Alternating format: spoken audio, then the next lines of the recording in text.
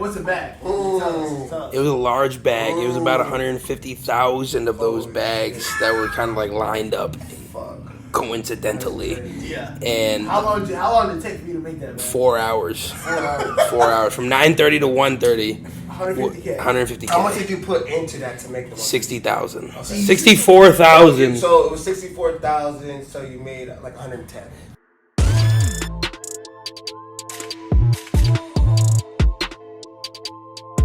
What's going on, folks? Welcome back to the best podcast in the city. Setting the stage from hoes all the way to CEOs. It's your boy AC Jr. Jerickson over here. As you see, we got another guest over here.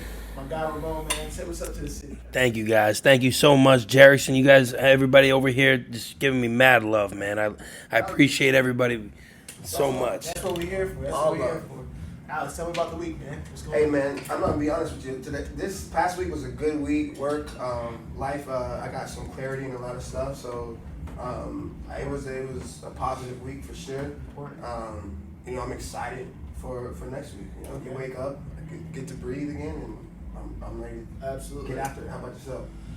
You know what? I'm not mad at it.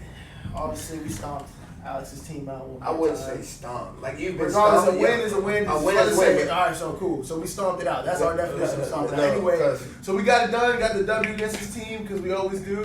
And then the week for life was great. Obviously we just want to continue living healthy and making sure that we do what we got to do and keep the negativity away, man. Ramon, what's going on, man? Positive energies all day, baby. Positive energies, man. How's everything going on this week? My week has been wild, bro. Yeah, man. I'm not gonna lie. So earlier this week, first off, I dive into everything, man. I soak up everything like a fucking sponge. 100%, right? And the big thing this week that happened was I made some plays in the stock market, man, and that shit just went fucking nan. Well, fuck, man, that's been my week, man. What do you want me to do? That's like the week, you know what I mean? I ain't have much fucking, you know what I mean? I've been smoking weed and doing the other shit the rest of the week. Yeah. Well, fuck, man. We talking about World War III on the fucking face of the goddamn, you know what I mean? So I'm wondering, like, the big things that were playing in my head were as an investor, I was thinking, okay, how can we capitalize on all this turmoil? What the fuck is going on? Yeah. And with the whole Russia-Ukraine thing popping off, I was like, okay, how can I capitalize on this? RIP to everybody in Ukraine and everything that's going on over there, of course, blessings and everything.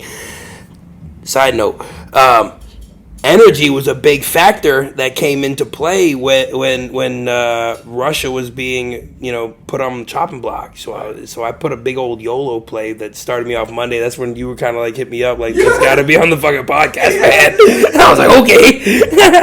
and long story short, I made a fucking bag off of that play. And what's a bag? Tell us. It was a large bag. It was about 150,000 of those bags that were kind of like lined up coincidentally. Yeah. And how long did it take for you to make that bag? 4 hours. 4 hours. From 9:30 to 1:30. 150K. 150K. How much did you put into that to make the money? 60,000. Okay. 64,000. So it was 64,000. So you made like 110. So or did you make the extra 150? So basically, what it came out to, it wasn't exactly 4 hours. So Friday, I put the 64,000 in, and the close of the market, I ended up at about 98K. And then come Monday was when they were kind of like slamming the gavel and saying, all right, we're gonna put the pressure on Russia and we're gonna cut them off, right? And that rumor, what they say is, buy the rumor, sell the news. That's the big thing. Okay. And what happened was you buy up what they're talking about, right? And then when it comes out, that's when you get out. Yeah. And what happened was, it was in talks for quite some time. They were cutting them off. They were saying, well, no more energy from fucking Russia. I don't mean to get all like political and blah, blah, blah.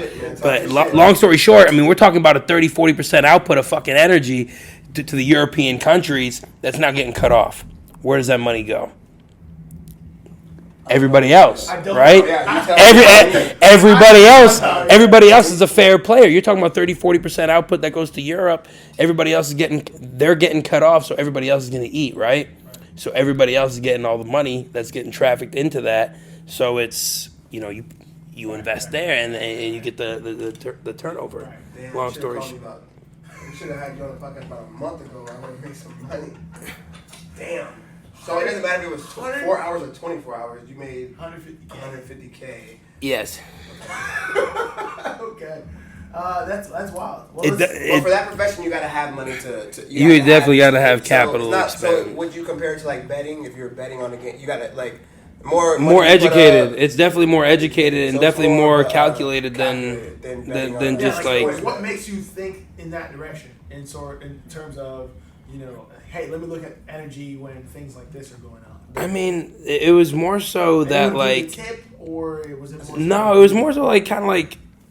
I'm slowly like I'm the type of person that's like hands on. If I lose a bunch of money trying some shit, okay, that's the tuition that I paid to learn every bit of that. If that makes kind of sense to you guys. Your losses are less. I've made plenty of losses in my day, trust me, but fortunately this one definitely outweighed the majority of them.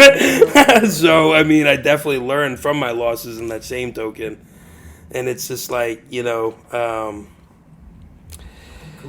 yeah, it was a win, man. It was definitely a win. I've never met anyone that could sit here and tell me that they made a play like that and came out on top that big. But let's take a step back here. Tell us where you're from, man, and kind of where it started. Oh well, shit, man. My parents originated. If we're going background check, my parents were originally from Afghanistan, and then when, oddly enough, Russians invaded fucking Afghanistan, my parents refugeed and immigrated over to America, and long story short, they got into real estate and kind of developed their own story from there and portfolio, and kind of just went from there, man. So would you say this was like a family business that you took to the next level, or? So they have their own. They have like their own stuff, but they kind of were like, if you want to get into it, I'll show you how to do it, and that's kind of like where I kind of was like, teach me your ways, Yeah. So how did you get into that? So did you just, when you were born, you were like, my family does real estate, I'm going to do real estate, or was there some type of transition into you getting there? Because I know, especially when we're talking about foreigners, they have their own American dream. So tell us, like, how did you go from? So essentially, what it was my dad. He loved free labor, so me and my brother were the source of a plethora of free labor. Okay, we worked for a Happy Meal. That was it, man. Whatever toy came in that box, that was our bonus.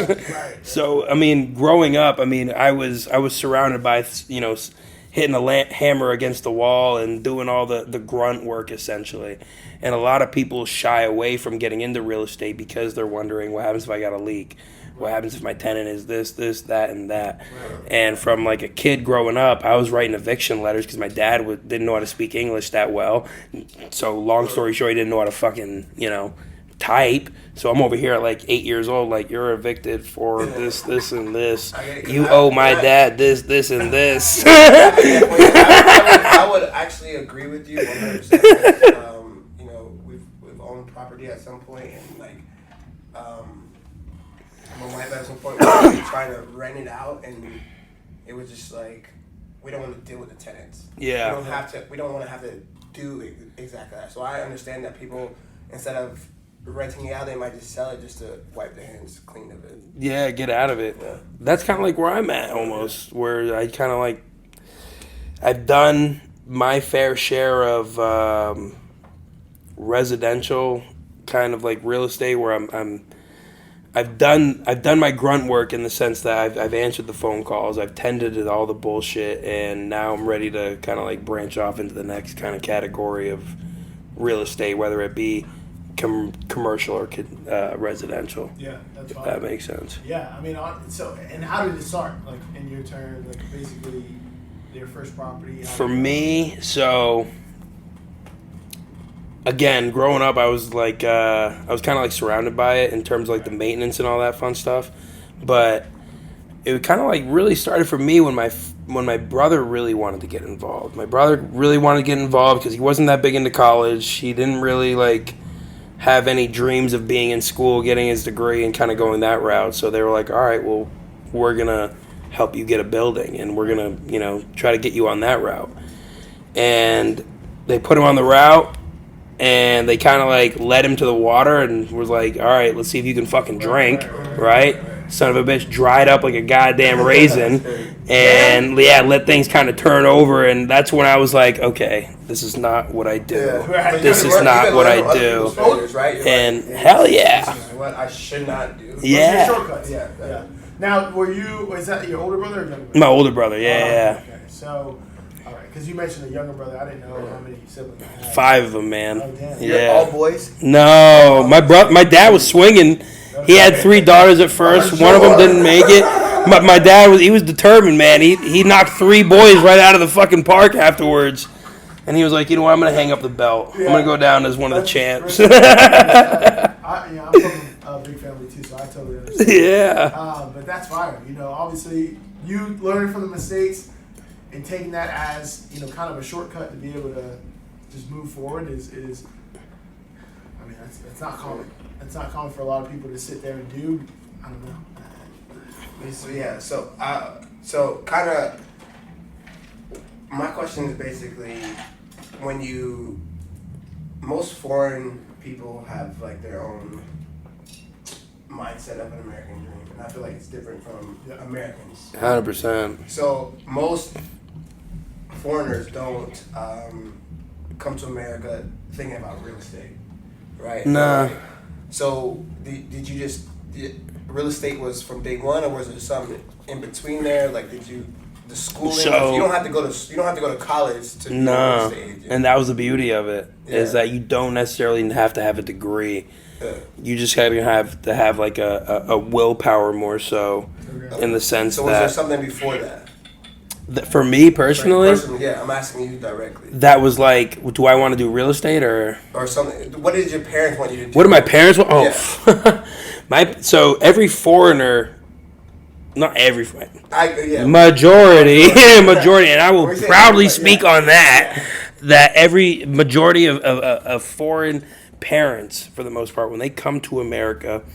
And they have their litter of children. Yeah, they're thinking they want them to be the prestigious at the top. They want them, and in terms of American society, they're going to be a doctor. They're going to be a lawyer. They're going to be some sort of engineer or something that is of significance, a status exactly.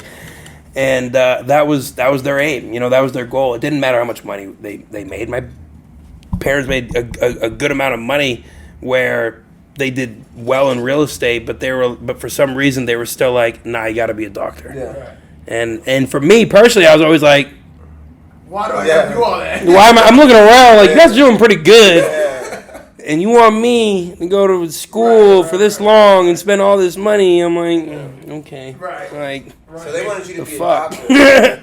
They wanted me to be a doctor. They were successful. Very much so. Very much so. Okay. And so what kind of made you say, let me take back from that idea and turn into whatever I want to do? So oddly enough, man, being the bio degree, I loved every bit of it. I really did, because it allowed me to expand my mind in a way that I never imagined. Like, I know how the world works. I understand physics. I understand biology. I understand chemistry. Right. So I wouldn't take any of that back, At the end of the day, yes, I spent a great deal of money and time on that specific degree. But, the thing that really kind of like was like, Ramon, this isn't for you, was, that, I had already purchased my first building when I was 22. And granted, I did have my parents co-sign it because there's not too many people that are like, I'm going to give this 22-year-old a $500,000 loan and say, run for your dreams. But by the time I was 22, I'd already purchased my first building. So I was like, okay, it's pretty nice. Right. And then I had dreams of going to med school, which if anybody has dreams of going to med school, once you graduate, that's not it. You got to do Even more. That's even before you get accepted to medical school. You have to have an extremely impressive resume before you even get accepted to medical school. So realistically, you got to do a master's degree, whether you get 2 master's programs, and then you go and work for like an EMT, or you do a significant amount of research in like a lab. So you're competing with not just, your own peers, but you're competing with people that are like 30, 40, 45, 50 years old, that clearly have a much more impressive resume than you with your fucking 3.6, 3.7 GPA. I just graduated from UMA, let me in. Like, okay, little guy.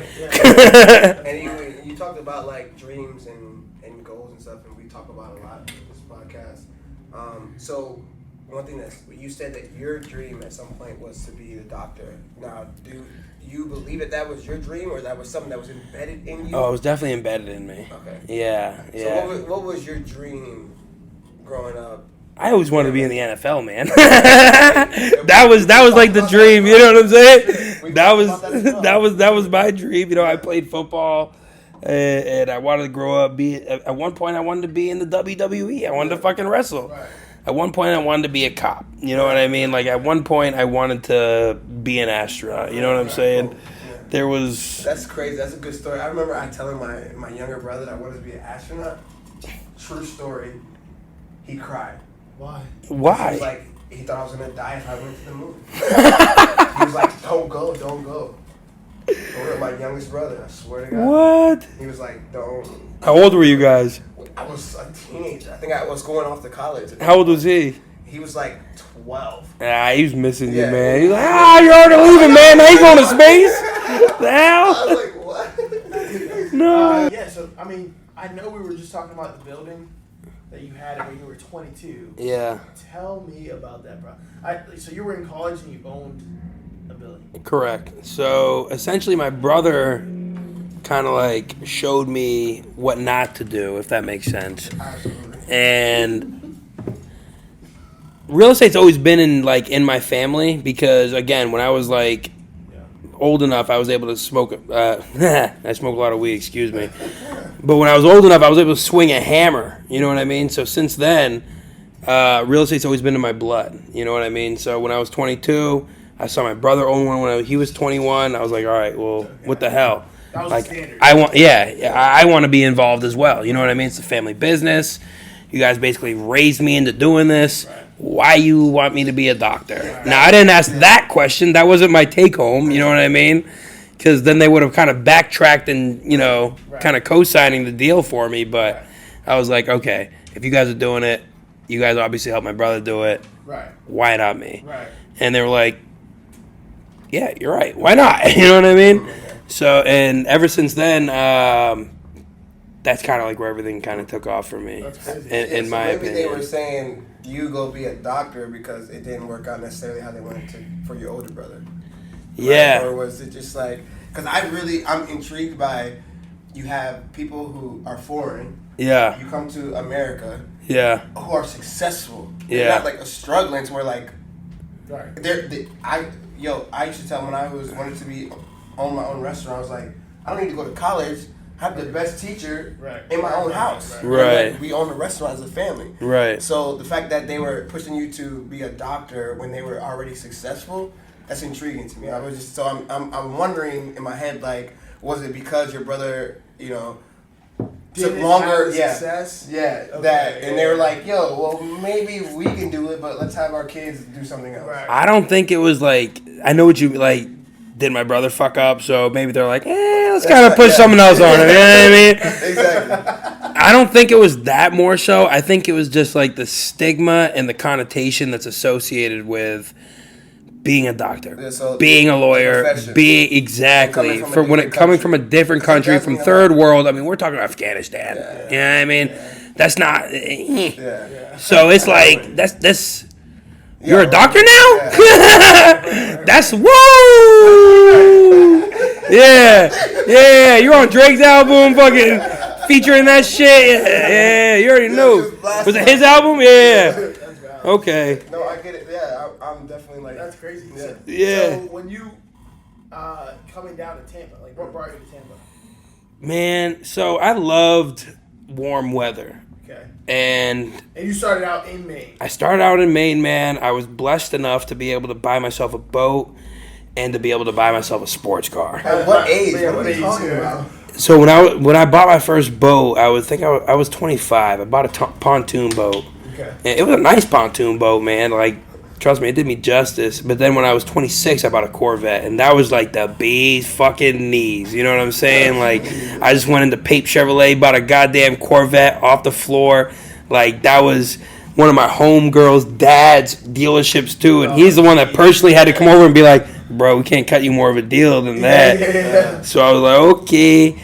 Like, so when I bought those two things, I was like, okay, like I want to do this. Yeah, I'm living. Yeah. And when you take a boat and a sports car and you tie it in with Maine, you're like, what part does this make sense? Because you're like, you can only do this for 3 months out of the fucking year, right?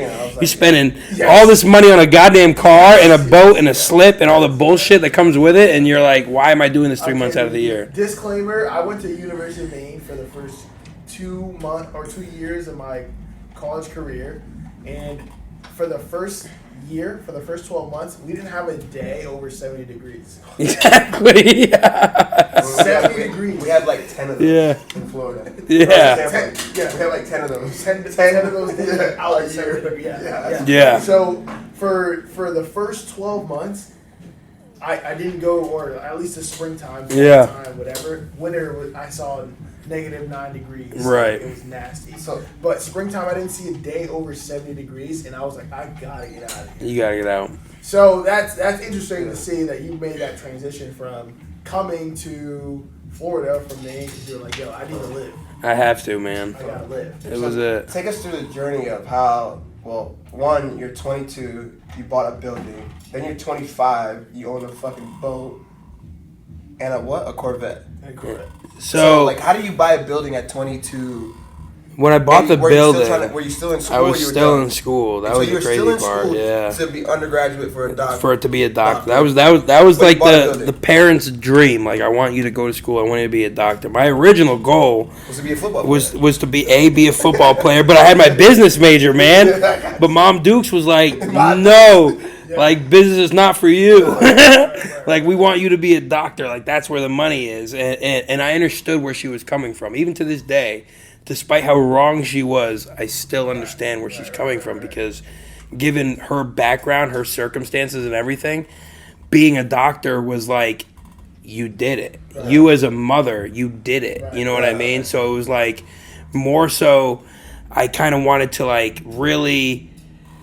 I wanted to respect every bit of that, you know what I mean? That's why I followed through with every ounce of it that I could. But when it came to the day that I owned the building and I was out of college and I signed up for the MCATs and I studied for the MCATs,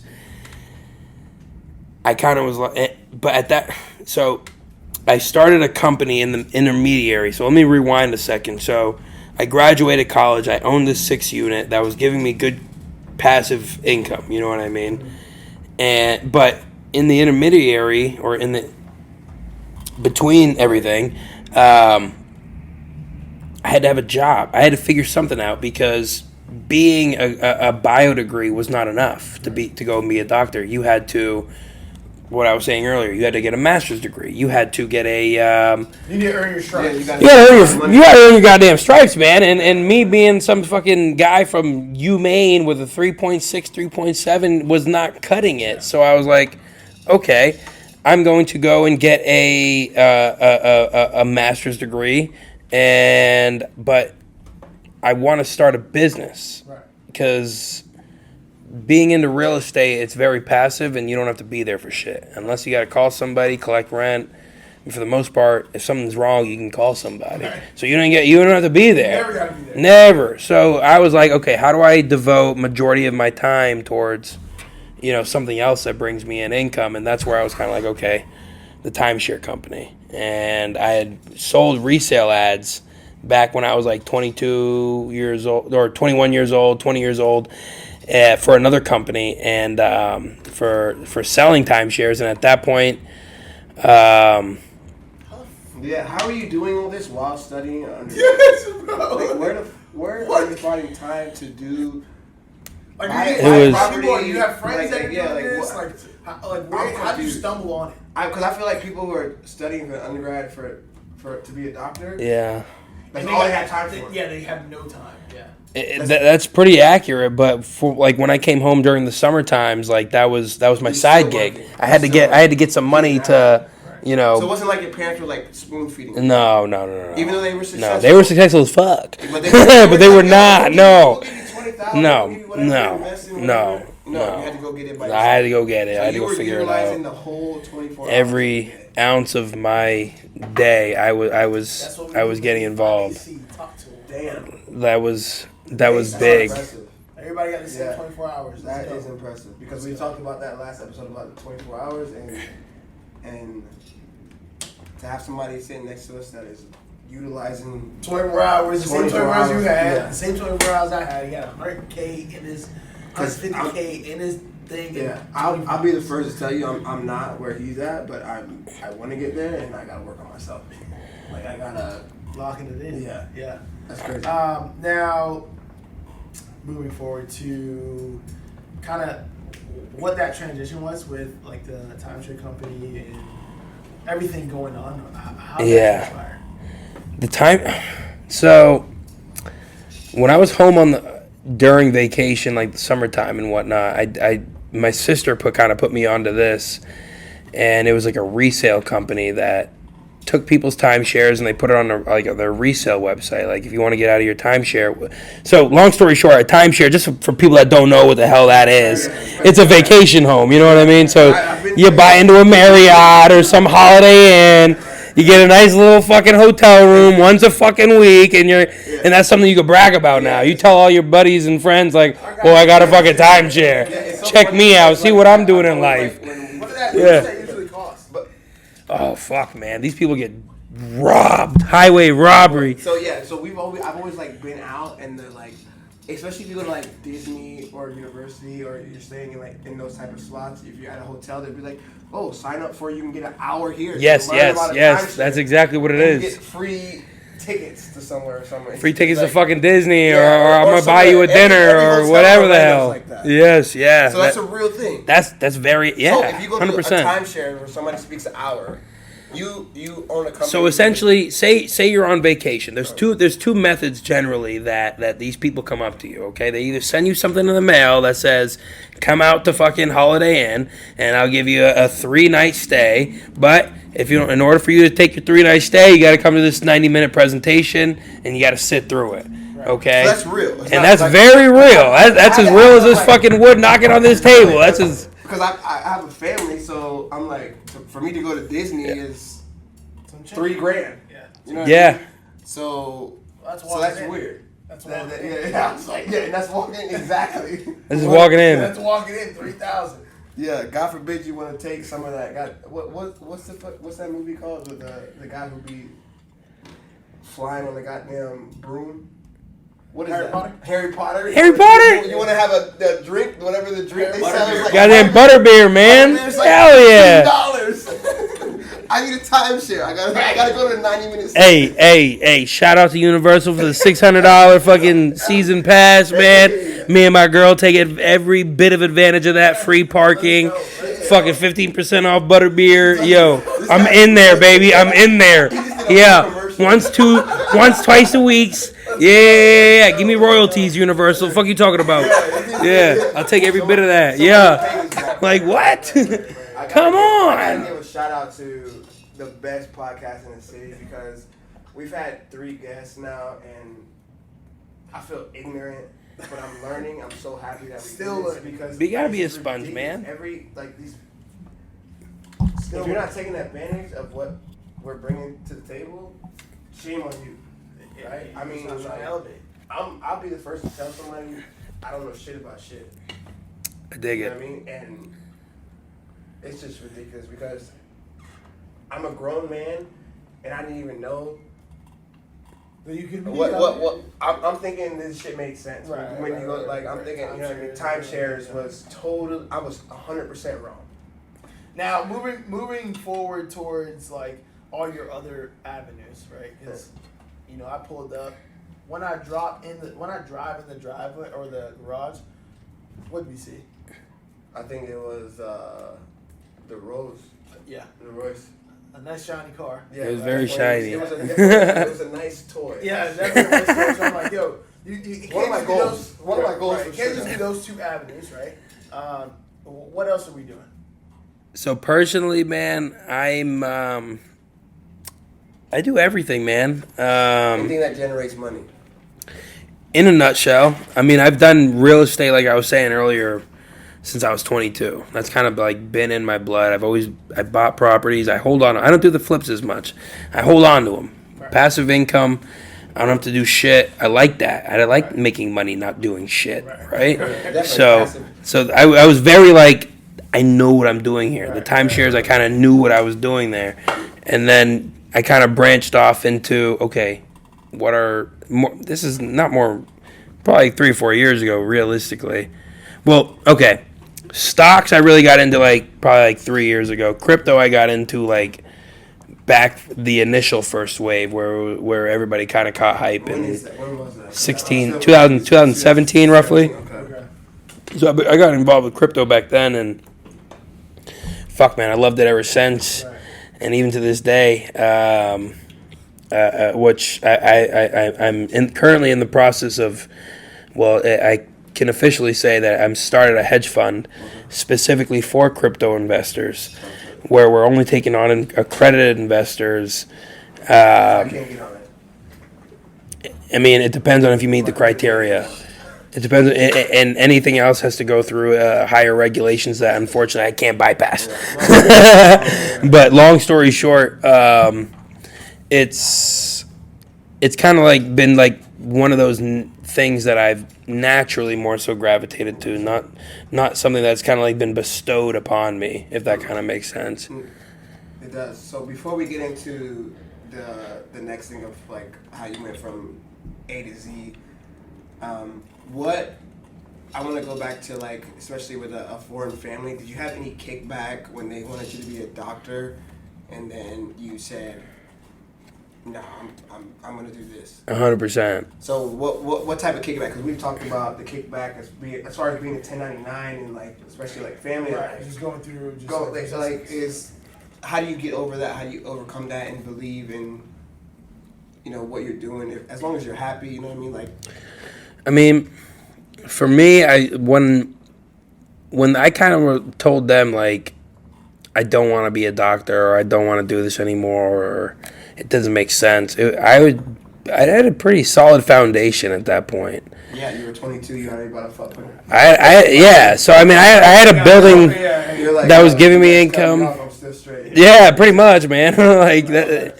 But they weren't ecstatic about it. No, fuck no. Okay. They were definitely disappointed in the sense that well, we waited 4 or 5 years. We sat through your fucking graduation for you to go to med school. What are we doing? I knew I shouldn't have helped your ass with this fucking building. So fuck? What are you telling people that are going through the same situation as you are? Do what you feel is right. Yourself, yeah, fuck yeah, man. Bet on yourself. Bet on yourself every fucking time. Bet on yourself every fucking time. Every fucking time. And then what happens We've if been you screaming lose? that since day one. Fuck it. You bet on yourself again. Every fucking time. Now you can take if all I the fuck support, up, you take I'm all gonna the learn love. from it, and I'm gonna It's all know. for you. That's it, man. God damn, gems on gems. You have to, man. If nobody, who's gonna bet on you if you don't bet on you? If you can't bet on your fucking self, man, who the how are you gonna convince anybody else? Yeah, bet on me. But you Bet don't on bet me. yourself. Hell yeah, you got to, bruh. Man, that's a You've gem. got to, Bet on man. You've yourself. got to. Bet on yourself, and if it don't happen, bet on yourself again. Bet on yourself. People got Double down. Double down. People got betting issues, right? They got Yeah. bet on yourself. Instead of Yeah. betting on them pocket aces, bet on yourself. Bet on yourself. I would much rather bet on myself going into a fucking hand with a 7 deuce offsuit, knowing that I could bluff my way out of this fucking thing, your shit. than if I had fucking pocket aces with fucking going into against a fucking royal flush. Fuck you, you piece of shit. I will run you over like a fucking 18-wheeler, Mack fucking truck, all fucking day, tooting my fucking horn across the fucking highway. Yeah. Fuck yeah. But that's what you gotta have, man. That's what you gotta fucking come to the table with. If you ain't got that fucking confidence, then you're gonna get run over just like the fucking 18-wheeler Right. that ran over the And fucking nobody gives a squirrel fuck. on that They highway. don't give a fuck. Nobody They don't does. give a fuck. So yeah, when I say we getting money, I'm talking about knowledge. This We is getting knowledge, Yeah. and I'm I get the impressed. dollar with he you. gained over there. what I If you're one of the followers and you're not fucking doing What what our guests are telling you, Amen. shame on you. Yeah. Because if Jerry don't do what all our guests are telling us to do, I'm gonna call him out, and vice versa. Amen. Right? Vice versa. Like we're gonna keep each other accountable because there's no point in us doing this podcast if We're we getting got this guests information and we're not putting it to And we're you. not putting, and then we're not taking advantage of it. That's the whole thing. You That's got the it. reason why we're trying to exist is because we're gonna be able to put this information out to people that on average won't be able to have that access. Right. So if you can get that access, otherwise, take that, run with it, and change your life. Best podcast in the city. Out here. So moving forward, I mean, I know you got those two investments or those two revenue streams. Is there anything else that you do? So I more recently, about a year ago, I got into Airbnb. Okay. And it was kind of very, very sporadic, and I definitely never planned this one out. So long story short, I was living in a house. It was on Davis Island, and I had to move out because the lady was selling the house. Now, And in Tampa, Davis Island is actually a fire neighborhood. very nice, definitely. Probably one of the top, three, maybe five. I mean, it's neighborhoods. probably, I mean- you're in Tampa and you live in Davis Island. You're doing the damn thing. Yeah, you're Okay, so I just wanted to set that. So I had a little quaint little what are they townhouse, right? And I got slapped with an eviction notice. Here we go. She's like, I want to sell the building. I'm like, okay, fair enough, touche.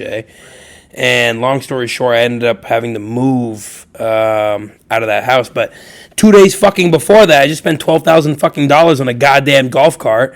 So a little backstory on Davis Island, you get to drive a little golf cart around the fucking island, and you don't have to worry about license plates or any regulations or anything. You just get, everything's like free for all. Yeah, little 12-year-olds fucking pull up to the gas station and pick up their M&Ms and go on a little cruise, man. I feel like $12,000. You must have had like. It was a very excessive golf cart. I did. It was a 2020 Icon 6-seater with a fucking speaker system and high beam seat belts and. Yeah, it's not the golf cart that we use on the golf course. No, definitely not. You're not putting your 9-iron back there.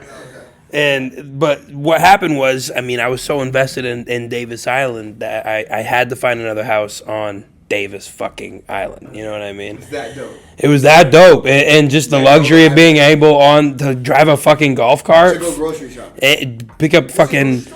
There's little shopping centers right on there that you could pick. I lived here for a year, and There's a Bacon Babes on there. Shout out to Bacon Babes.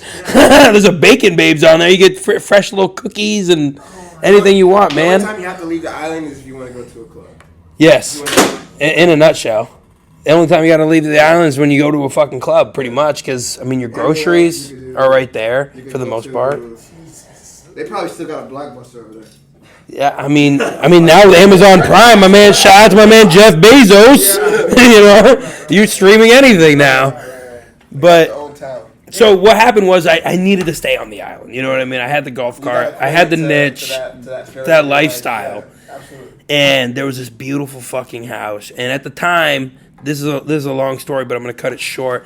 I had a buddy of mine that wanted to live with me. He was sick and tired of doing the Airbnb. So I was like, buddy, I got an extra bedroom with me. He came with a little extra package, aka a stripper. So I was like, you know what? Fuck it. I'm down. Bring her in. I charge you an extra couple $100 a month. You know, who gives a fuck, right? So long story short, he ends up falling in love with the stripper. She was obviously on her own agenda, and he kind of fizzled out of the equation. So it was just me and the stripper. Yeah, of course. Wait. So you got into the house. Yes. Hold on. I was already in the house. You got in the house with somebody who you knew. Correct. The stripper. Yes. The dude who you knew. Yes. left, Yeah. But the stripper stayed. That's right. Ramon and stripper. Just me and Ramon and stripper. Ramon and stripper. Yo, we could have been on MTV 5 years ago. And this is like when I just moved down to Tampa too. So it kind of like gave me that like extra like niche momentum exactly where he was like, I fucking love Tampa. Like, I fucking love every bit of Tampa. Yeah. Fucking stay in Tampa. Well, nowadays, I mean, women, right? Women. Let's talk about women just a second. Women, they want. Women want someone that's safe. They want someone that's reliable. They don't want to go home with someone that they're wondering what could happen on the back end, and are they going to get kidnapped or something bad going to happen? But they want a little bit more. They want a couple dollars. Of course they do. But the big picture, they want to be safe, right? Yeah. Your immediate bypass towards all that is another female putting you on, right? Your female friends. So female friends. That's why, gentlemen, I'm telling you right now, get yourself some goddamn female fucking friends, okay? Get yourself some actual fucking girlfriends, okay? Especially if you're single, especially if you're in a fucking new city. Get yourself some actual just girlfriends. Don't try to stick your dick inside of them because that's going to fuck everything up. So just get yourselves some actual fucking female friends. So not friends with a benefit. Not friends with the benefits. If you get the benefits, but make it cool. Don't make it a big ass fucking deal. So many men make it such a big ass fucking deal that they fuck their friend that it's like, why we gotta make it a bigger issue than it is, right? If you're more casual about it, they will be more casual about it, right? If it's an issue, then it's an issue. You make it an issue. It's kind of like what you piggyback off of. So it's like if you have yourself some female friends, right? That's your immediate like bypass towards every other female that she introduces you to. Yeah, because she's safe. She's giving you that card. Friends are gonna be like, okay, well, she's introducing me to him. He's obviously. You see that's the gold card. I'm not gonna have to like fight him. Right. You know what I mean? Like, that's the gold card when the female knows you, right? That's the gold card. I had the platinum, my guy. I had the platinum. Yeah, but let's be real. I lived with them. I lived with them. I ate with them. I slept next to them. So it was a whole other category that I was subsidized into, right? Because now, not only are they just, this is my friend, I live with this man. Right. That's a whole another, like, this person now, right? And you're in Davis Island. You're on Davis fucking Island, man. That's a whole, that speaks for itself, for Tampinians, if that makes sense. I do agree with you 100%, but you can't have a female friend in a relationship. For when you're single, female friends, I would say was A1. But if you're already in a relationship, I guess from what you're just saying, it doesn't even make sense to have a female friend because there's no reason for you to be talking to other girls. So she was like one of my best friends, in fact. She was definitely like one of my best friends, in fact, down there. And slowly but surely, I got my girlfriend. You know what I mean? Was it from her? No. That was actually like completely. But they hung out. They knew that they were. You know what I mean? And again, that just comes from like who I am. Like you're all gonna play nice. Yeah. You know what I mean? Your girlfriend didn't have a problem with this woman. Yeah, this woman being your friend. She was very confident in terms of who me and her, who her and I was together. But I mean, can I speak for her and really understand what her in-depth mentality was in terms of it? I mean, no, I can't. I mean, at the end of the day, it's like when you're sitting back and wondering, like, all right, who the fuck's this guy? You know what I mean? I mean, I'm sure that question probably came aroused, time and time again. But ultimately, she knew who I was and her role was, and my role was with her X, Y, and Z, and she was accepting of it, which is why she's still around. Yeah, I was going to say, my next one was, are you still with her? Yeah. Still around her? And do you still live with the... No. So that's how the whole Airbnb thing came up. So, so long story short, so I saw this beautiful fucking house, man, and I really wanted it. And I hit up one of my buddies. I was like, look, me, you, Priscilla, that's what her name was at the time, and we're all going on this house. And my buddy kind of flaked out last second, but the Super Bowl was coming up, And I was like, well, fuck, man. I can make a shit ton of money off of the Super Bowl alone, which would cut my costs. If I rent it out for X, Y, and Z, I could cut my costs by, let's just say 35% for the year. For the year. The Super Bowl that year, it was in Tampa? The Super Bowl was in Tampa. Not this year, but the past year. Yeah, okay. Yeah, because Airbnbs were going insane. Insane, buddy. Airbnb 20 miles from the stadium, and it was going for like double, triple. Stupid money, man. So I figured for myself, as long as I can cover, the initial costs to get our asses in, I'll make majority of my money back come Super Bowl time. So I covered those costs, but she ended up kind of like flaking on the rent, and I mean, it is what it is. Yeah, man, I know, right? It is what it is. I was like, what the fuck was you doing the whole time, man? Yeah, I know, man. Sold by them strippers out here in Tampa. Tampa's known for strip clubs. It is. Now he just taking my whole business on it. Shout out to them scribbles. Man, I love them scribbles. Man, I still love them strippers, but just not that stripper. Flaked on it, man. But honestly, it was the biggest blessing because that's where the Airbnb came in. During COVID. I mean, COVID restrictions were kind of lightening up at that point. We're talking, 2021, right? Early 2021, February 2021. Late on 1 month? It was like a month and a half. It was kind of dragging out, so I was like, okay. And mind you, rent was like $10,000 a month. So I'm not covering your ass fucking $3-4 grand a month. Carry that shit in. Now we're talking 10. Who the fuck is you that I'm doing this shit for? No. I don't give a fuck. Get out of here. So essentially, that's what happened. I kicked her out and said, friendships don't fucking last long enough. No, they definitely don't, man. So what happened was I 86'd her ass, and I listed the place on Airbnb. And lo and behold, the Super Bowl was coming up, and I made a fucking schlacking off the Super Bowl.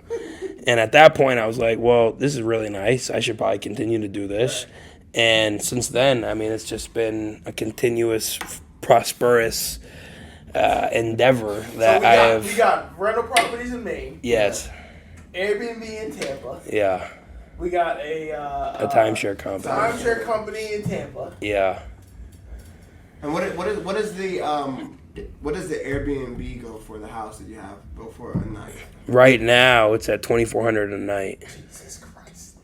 And you said the rent was about $10,000, so a little bit more. If you do the house if you do 4 nights, maybe 3 nights, you're making your money back. With Matt, you're making your money back. If somebody gets 4 nights, especially, you're making your money back in 1 week. Out a month?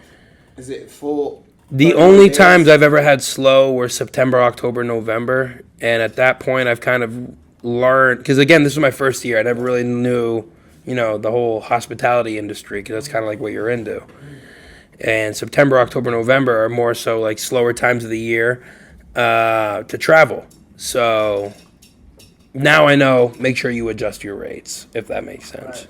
Right. So people more inclined to rent it out, if that makes sense. Yeah. Now, I mean, that's wild. That whole Airbnb story. Yeah.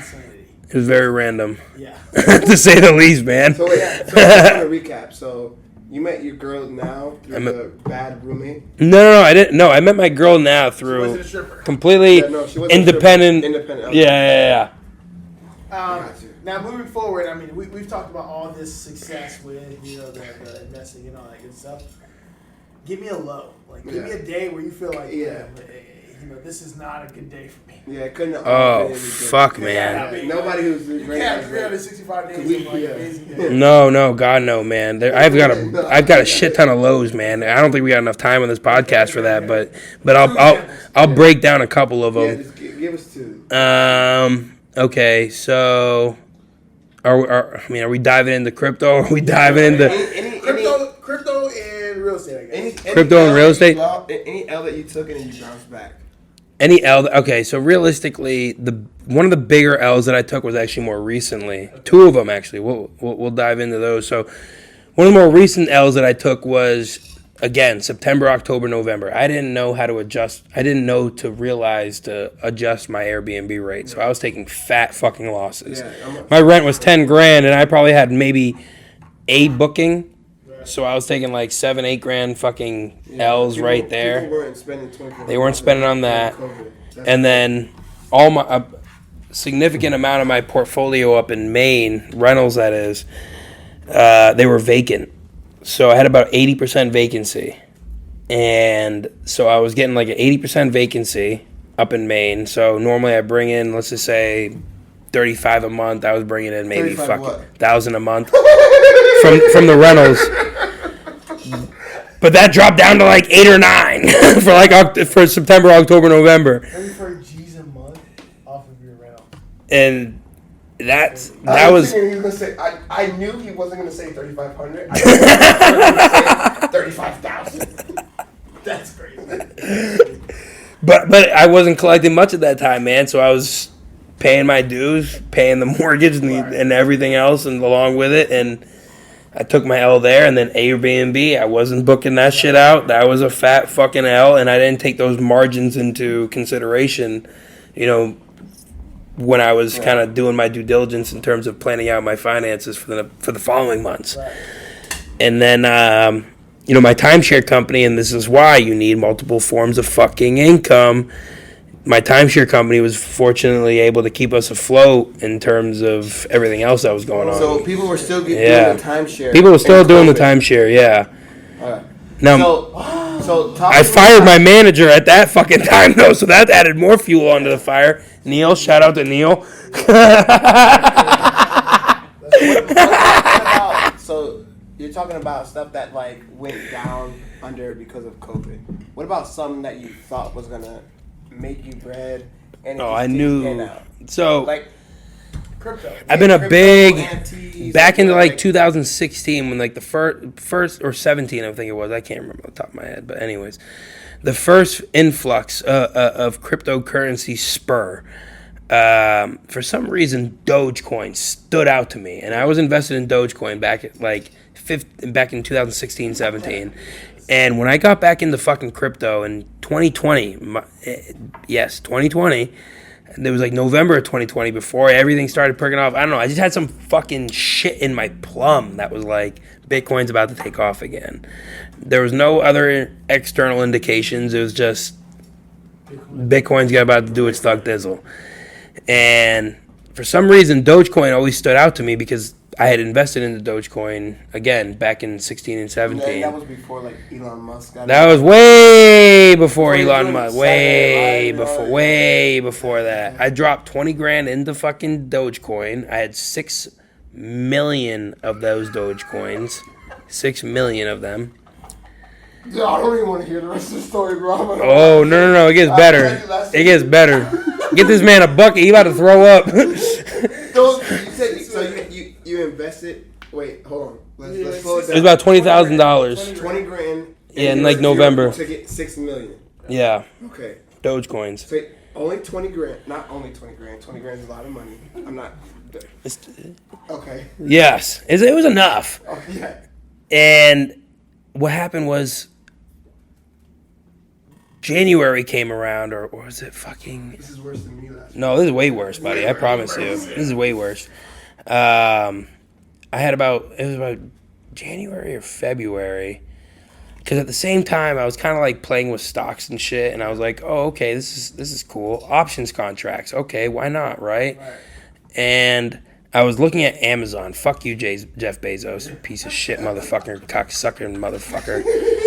So I invested in Amazon contracts at that time. And so what happened was Dogecoin was fluctuating between like 4 and 6 cents. All right, 4 cents and 6 cents. And I cashed out at 6 cents thinking, okay, I'm a fucking genius. Okay, I just hit it. And then I took my money and I dumped it into Amazon contracts, which at that point I bought like 20 contracts, which was essentially like millions of dollars worth of Amazon stock. And I made a call option on the same day of the... Okay, so a call is essentially saying the stock's going to go up. A put option is saying that the stock's going to go down. And you make money saying that if the stock's going to go up.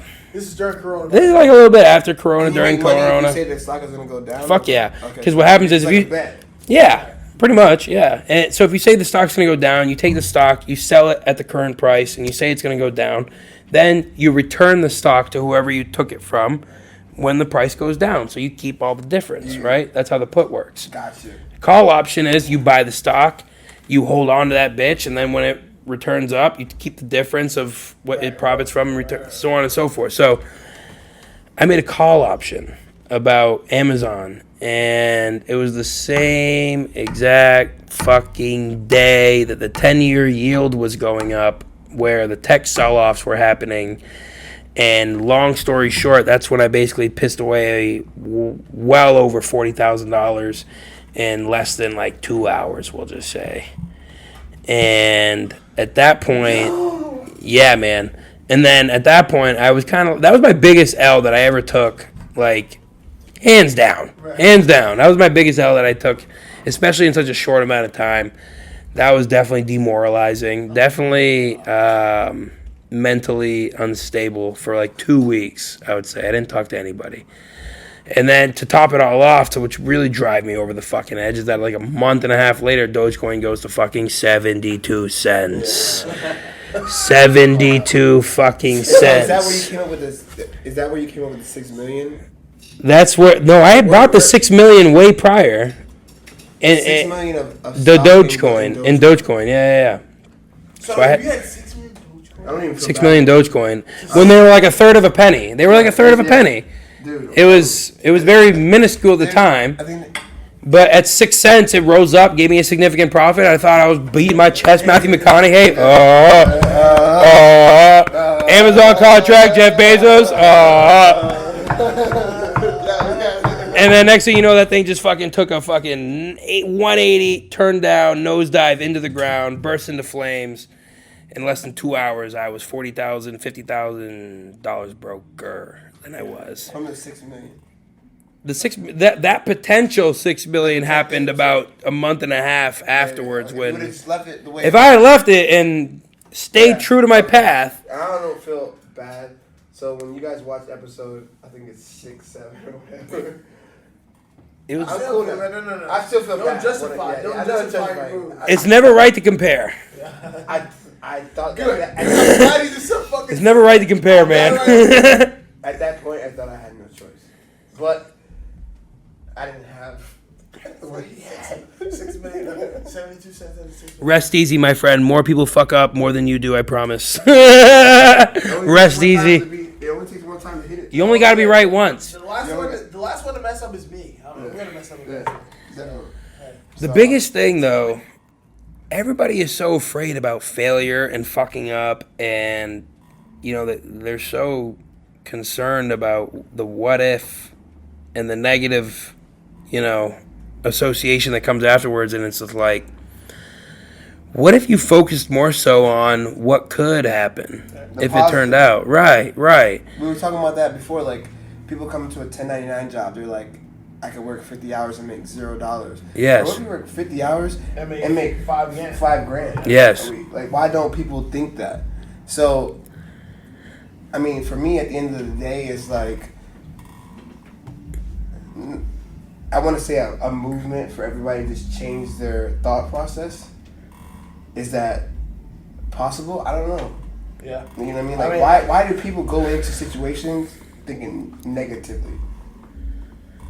Like, why don't people go into a situation and say, hey, I can make this shit happen? That's a whole sociological dynamic Like, that yeah, I don't know if we why got are enough time to people- cover, exactly. man. Socialist, but you have had so much success, so Yeah. in your position, what do you tell yourself versus the average person? Because in my position, I took a leap to move from somewhere that nothing was guaranteed. Boston to Florida. Yeah, right. Yeah. Boston, Florida, and you're in a position where you're making all these moves where nothing's guaranteed. Like what do you have in your body that tells you I got to do this? And you are definitely part of like there's like 1% of money in the world. You're part of a 1% of people that would actually do that. Right. I don't know anybody besides you and Claudio right now that would ever move to a different state for a 1099 job. Right. Never met anybody. And the fact that I met Gotta you be guys built- here, like built different. It's Built just not different, happening. hey. You People gotta don't take be. 1099 jobs in their own their own city, area, yeah. in their own area, much less moving to a different state and doing it. Right. And that's fucking crazy. So what do you have to do? You grab those big old balls right between your legs and you say, I'm going to do this fucking thing. That's what you got to fucking do, man. That's what it is. You ain't got no fucking choice, right? You ain't got no fucking choice. Put your back against I got to do it. It's either I'm either dead or I'm going to fight to stay alive. And I don't plan on dying anytime soon, right? If I fuck up, I'm still going to be alive, right? You know, I can always bounce back. I still got the air between my lungs. I still got fucking the heart bumping, all those fucking blood cells between my veins. I mean, and it's just whatever situation you're in, you always find gratitude. I'm always happy that I have the opportunity that I have. That is the goal. It's not the success that you're chasing. It's not any idea in your brain. It's damn, I still have a chance. When I lost that money in that short amount of time, it was very disheartening. Right. It was very disconcerting. It was very mentally. It was a bitch, man. It was a bitch. Like there's no sugarcoating it, right? But you have to try to be an optimist. You have to. Right. You have to, and it's tough. Nobody's gonna teach you this shit. There's no fucking book. There's no YouTube channel. There's no fucking nothing. There's just the inner dog in you that's to come out and say, thank you, God, for even putting me in a position that allows me to lose so much and yet still be grateful for being alive and well. That's what keep me going, man. As long as I'm not fucking dead, I'm gonna keep fighting. You're just happy. I'm happy, man. I'm happy. I'm not happy that I lost the money, but you're happy that I'm still here. I'm still doing the damn thing, and I can still fight. That's and the money that you lost could have potentially gone the other way, and you know what I mean. It could have gone any direction, man. It's just. It's a bitch. It's a bitch. If you're not tuned in, actually, I'm gonna talk to the people who are tuned in.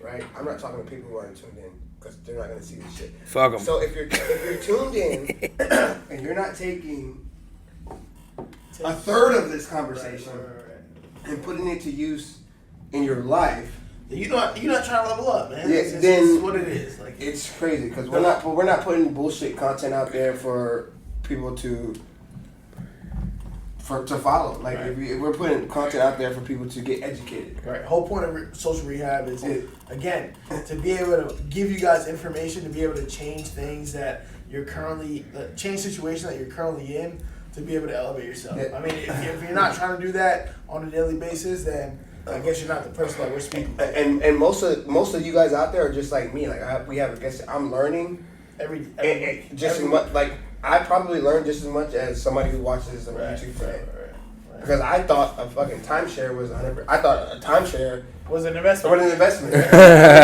No, motherfucker, you losing money. Hell yeah. Last week, it's just like, but again, being on the podcast and being out there. If we're not doing what these people are telling us to do, then basically you're like it's your fault. Yeah, exactly. It's your fault. But yeah, man. I mean, shout out to Ramon coming out here, for sure, sharing himself, being vulnerable and all that good stuff. Vulnerability, man. Honestly, same conversations. Honestly, it's powerful, man, because people are sharing the positions that they're in and what they've gone through, what they've achieved, and that is the hardest thing to realize. Like. What people go through, because a lot of times everyone out there thinks you just have to get lucky, but regardless, you just have to be consistent. That's the main thing. That's very accurate. That's it. Is the one thing that is going to separate the person that is gaining these substantial results compared to the person that is just hoping, right? It's the consistency. And he doesn't have to, like, people who come on here, they don't have to give you the drip. Yeah, right. If you're not subscribed, if you're not watching, it's free game. Right. They get to start OnlyFans tomorrow and charge $10 a month for every subscriber. I'm not trying to tell you to go subscribe. Go get your OnlyFans. People do that. But yeah, so shout out to everybody that's made it this far. It's probably a little bit longer. Again, shout out to my guy Ramon out here. It's your boy Jerickson. Find every day, like, subscribe, all that good stuff to the page. Social Rehab TPA on all the platforms. JX1S on Instagram. Boy AC Jr. Hey, where can they find you? Yeah, where can they, if they want more information, or is there any platform that to where? I'm a low key cat, Yeah, man. I I mean, do. and very rarely do I even post. But if you want to see me or hear from me, it's ROAD, the number 2, Forbes, FORBES. Road to Forbes. That's it, man. You know what type of person you have to be to put Forbes behind you? He get money. He get money. That's it, man. Road to Forbes. If you didn't put that two and two together. Yeah. Road to Forbes. Follow us, Social Rehab TPA on Instagram, YouTube. We got to get on all the other podcasts. Whatever. We'll, We'll get there. checking in, the rehabbers. We'll see you next week. Let's go. Let's get it.